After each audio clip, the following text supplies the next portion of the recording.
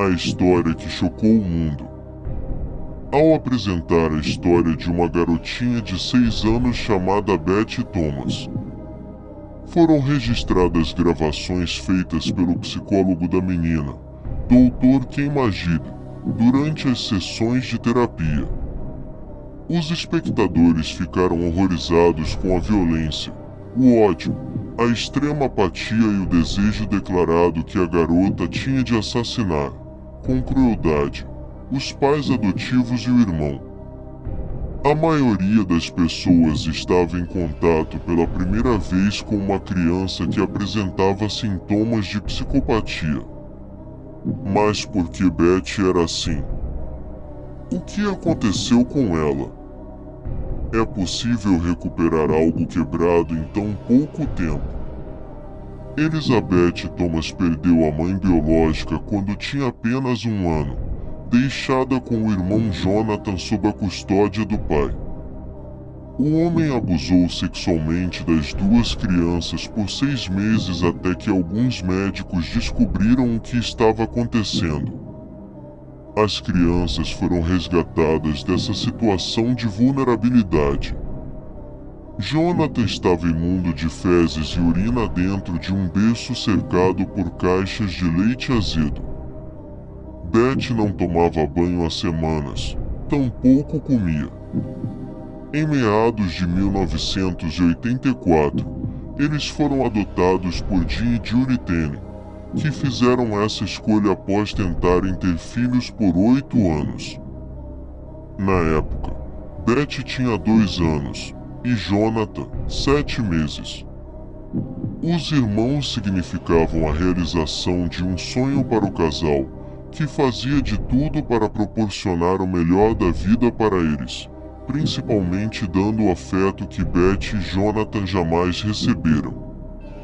As crianças foram cercadas de atenção, amor, presentes, mimos e conforto. Tudo parecia um sonho até que os pesadelos de Beth entraram no caminho, literalmente. A garota começou a acordar todas as noites se queixando de um homem que caía sobre ela e a machucava com uma parte dele. Foi depois disso que o comportamento dela se alterou completamente.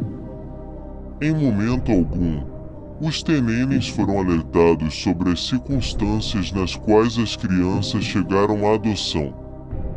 A assistente social alegou que elas eram saudáveis e livres de qualquer trauma psicológico, portanto Jim e Julie estavam completamente no escuro sobre o que estava acontecendo. Quando o órgão de adoção foi confrontado pelo casal, os funcionários alegaram que não forneceriam o histórico dos infantes devido às leis de confidencialidade. Era irônico, uma vez que o bem-estar das crianças deveria ser a prioridade. Os pais não teriam sofrido tanto se soubessem o mínimo do que tinha acontecido com as crianças antes de se tornarem seus filhos. Outros na posição deles poderiam não ter encontrado a saída ideal para aquele pesadelo. Beth começou a exibir raiva e descontrole absurdos. Ela xingava, fazia gestos obscenos e gritava até ficar vermelha.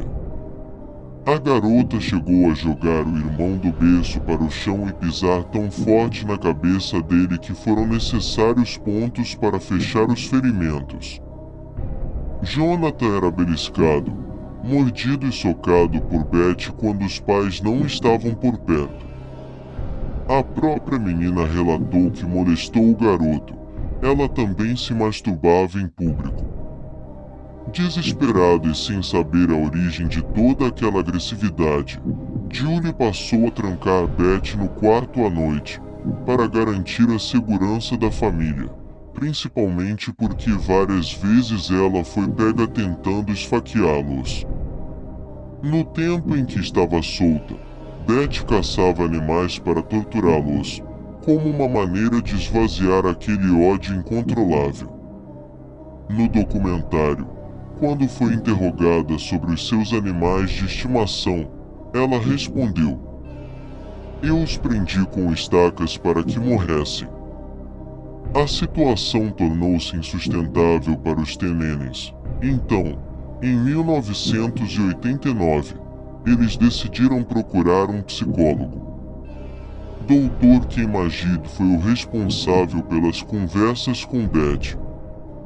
A princípio, exibindo um comportamento malicioso, ela confessou que machucaria os pais adotivos esfaqueando-os até a morte. Então, o profissional organizou uma verdadeira jornada às origens psicológicas da garota. No decorrer das sessões de terapia, ela falou dos abusos sexuais que sofreu do pai biológico e expressou toda a sua aversão por pessoas. Ela acreditava que até mesmo o médico a machucaria, por isso o repudiava. Beth foi diagnosticada com transtorno de apego reativo, RAD, um grave distúrbio caracterizado pela dificuldade de criar vínculos sociais ou afetivos, frequentemente causado por situações de vulnerabilidade e abuso enfrentadas antes dos 5 anos. Porém, esse foi só um dos fatores responsáveis para ela desenvolver a psicopatia infantil. Durante a internação, a garota expressou que entendia a consequência dos seus atos, mas não expressou remorso por isso. Ao longo de muitos anos de terapia intensiva, ela apresentou culpa genuína por ter causado dor aos pais e ao irmão. Depois, foi submetida a conviver sob um conjunto de regras rigorosas proposto por um especialista em RAD que a criou por muito tempo longe do afeto diário dos pais. Beth conseguiu se sair bem na escola, socializando e fazendo amizades, inclusive se formou em enfermagem na Universidade do Colorado. Atualmente, ela viaja o mundo dando palestras sobre a própria história e declara que superou o passado. Para muitos especialistas, a garota, que virou símbolo de estudo, apenas aprendeu a reprimir os instintos psicopáticos, uma vez que a doença não tem cura, ou seja, a consciência dela apenas finge bem. Para outros, Beth é apenas o resultado de como a mente humana reage ao trauma e à negligência. E você? O que acha? Comenta abaixo a sua opinião.